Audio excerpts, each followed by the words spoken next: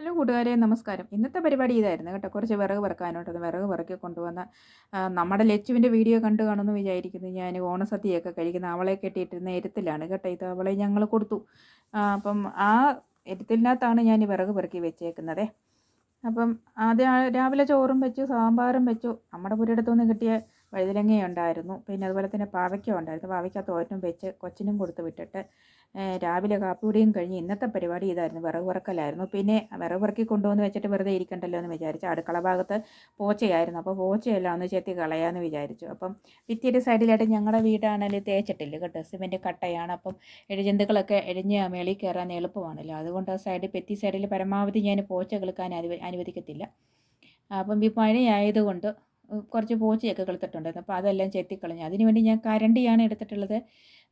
പിന്നെ അതിനകത്ത് ആ പോച്ചയ്ക്കകത്തെന്ന് പറഞ്ഞാൽ ഇച്ചിരി കുറച്ച് പോച്ച കിടക്കുവാണെങ്കിൽ തന്നെ അതിൽ പഴുതാര കാണും, ഉരുത്തിപ്പുഴു കാണും, അതുപോലെ തന്നെ അട്ട കാണും അല്ലേ. അപ്പോൾ അതുകൊണ്ട് എന്നാൽ അത് ചെത്തിക്കളയാമെന്ന് വിചാരിച്ചു കേട്ടോ. അപ്പോൾ അങ്ങനെയാണ് ഒരു കുഞ്ഞു കൂന്താലിയും ഒരു കരണ്ടിയുമാണ് ഞാൻ എടുത്തിട്ടുള്ളത്. ആ കരണ്ടിയും കൊണ്ടാണ് ഞാനത് മൊത്തം ഭിത്തി സൈഡിലത്തെ മൊത്തം ചെത്തി കളഞ്ഞത്, ചിരണ്ടി കളഞ്ഞത്.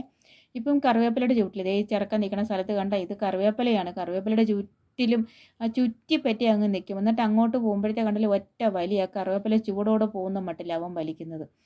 അങ്ങനെ ഇതാ കറിവേപ്പിലയുടെ ചുവട്ടിൽ കിടന്ന ടർട്ടിൽ വൈനും കമ്മ്യൂണിസ്റ്റ് പച്ചയും കീഴാനെല്ലിയും ഒക്കെ ഉണ്ടായിരുന്നു. അതെല്ലാം ഇപ്പോൾ പറിച്ച് കളഞ്ഞു. പറഞ്ഞിട്ട് എന്താണ് വൃത്തിയാക്കിയിട്ടുണ്ട്. ചപ്പല ഒരു സ്ഥലത്ത് വാരിയിട്ടേക്കാം. അതിൻ്റെ ഇടയ്ക്ക് ചെറുക്കനും പെണ്ണും ഭയങ്കര കളിയാണ്. ഇനി ഇതൊക്കെ വാരിയിട്ട് കഴിഞ്ഞിട്ട് നല്ല തൂത്ത് വൃത്തിയാക്കലുണ്ടല്ലോ, നല്ല വൃത്തിയായിരിക്കും കാണാൻ പുരയിടം. നമ്മുടെ വീട് വലിയ കൊട്ടാരവോ വാർപ്പൊരിടമോ ഒന്നും അല്ല കേട്ടോ, കുഞ്ഞൊരു വീടാണ്. അപ്പം നമ്മുടെ വീട് ഇപ്പം അങ്ങനെ വാർപ്പൊരിടം ഒന്നും വേണമെന്നൊന്നും ഇല്ലല്ലോ. ചുറ്റുവട്ടവും നല്ല വൃത്തിക്ക് തൂത്ത് വൃത്തിയാക്കി വെക്കുവാണെങ്കിൽ നല്ല രസമല്ലേ കാണാൻ. മാത്രമല്ല പിള്ളേരൊക്കെ ഉള്ള വീടായാലും നമുക്ക് പുരയിടം ചുറ്റുവട്ടം നല്ല വൃത്തിക്ക് വെക്കുന്നതല്ലേ നല്ലത്, നമുക്ക് സുരക്ഷിതം അതല്ലേ. അതുപോലെ തന്നെ ഇതേ കണ്ടോ, ഈ പരിസരത്തോട്ട് വൃത്തിയാക്കുന്നത് കണ്ടോ.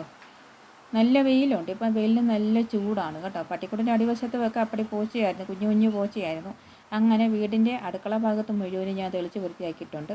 അപ്പം ഇതുപോലെ നല്ല വൃത്തിയാക്കി വല്ലതും പച്ചക്കറികളും അതുപോലെ തന്നെ പൂച്ചെടികളൊക്കെ നട്ട് പിടിപ്പിക്കുവാണെങ്കിൽ രാവിലെ എണ്ണീറ്റ് നമ്മുടെ മുറ്റവും കാണാൻ എന്ത് ഭംഗിയാണ് അല്ലേ.